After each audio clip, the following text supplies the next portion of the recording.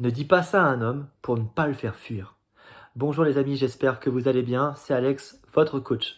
Dans cette vidéo, j'aimerais vous partager ce qu'il ne faut pas dire à un homme pour ne pas le faire fuir en début de relation.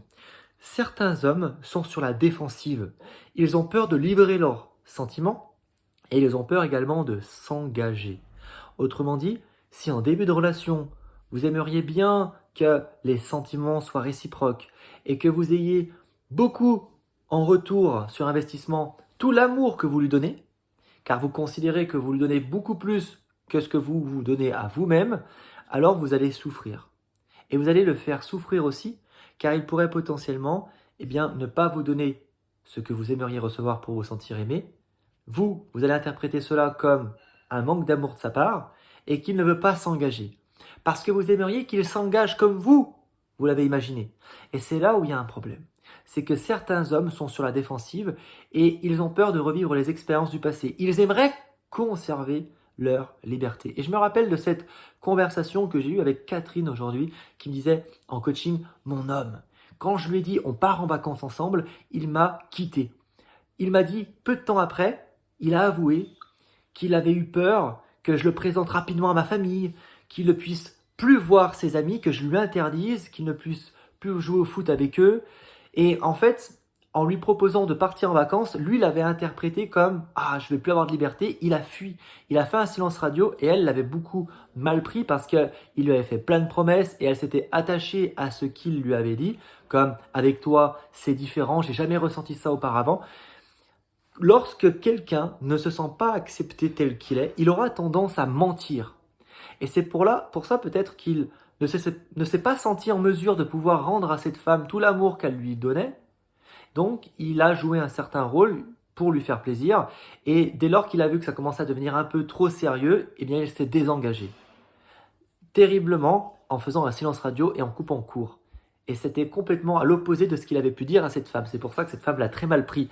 La communication non violente, encore une fois, n'attribuez pas la responsabilité de vos émotions aux autres. Derrière chaque émotion, il y a un besoin. Certains de nos sentiments ne seront plus connectés à nos besoins.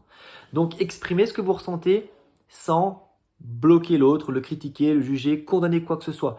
Dans ce cas précis, il aurait été intéressant de dire « Écoute, j'aimerais bien qu'on parte en vacances, mais voilà, tu peux venir si tu le souhaites, et puis tu peux simplement venir me rejoindre, et voilà, tu peux continuer à mener ta petite vie ici. » Que je veux à tout prix qu'on parte en vacances et de se projeter rapidement. Voilà, se projeter rapidement et de se livrer rapidement à un homme, ça peut le faire fuir, mesdames.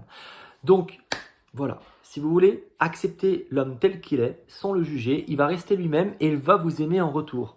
Ou du moins, il sera en mesure de jouer un rôle qui va vous plaire. Et vous ne pourrez pas interpréter cela comme de la trahison, de la tromperie, puisque vous-même, vous ne serez pas attaché à l'attente qu'il puisse vous offrir quelque chose qui est une illusion finalement, comme la constance dans l'attachement qui ni plus ni moins est la fidélité. Aujourd'hui, beaucoup de personnes s'attachent à l'attente de pouvoir rester éternellement avec une personne. Mais l'amour n'a pas de condition, sinon c'est de l'attachement. Donc, l'amour n'a pas d'attente, l'amour n'a pas de dépendance, l'amour n'a pas de possession. On ne peut pas posséder quelqu'un. Alors pourquoi vouloir se rassurer qu'une personne veuille bien s'engager avec nous si elles peuvent se sentir libres ou non d'accepter, de refuser ou tout simplement de profiter de l'instant présent avec son partenaire. C'est ça qui est important, tout comme avec soi-même. Dans le présent, on dissipe toute souffrance liée avec l'anxiété du futur ou bien la nostalgie du passé. Donc voilà les amis, c'était tout pour cette vidéo. Un pouce vers le haut, abonnez-vous si vous le souhaitez. Comme d'habitude la famille, je vous fais un gros bisou et je vous dis à demain pour une nouvelle vidéo YouTube. Ciao!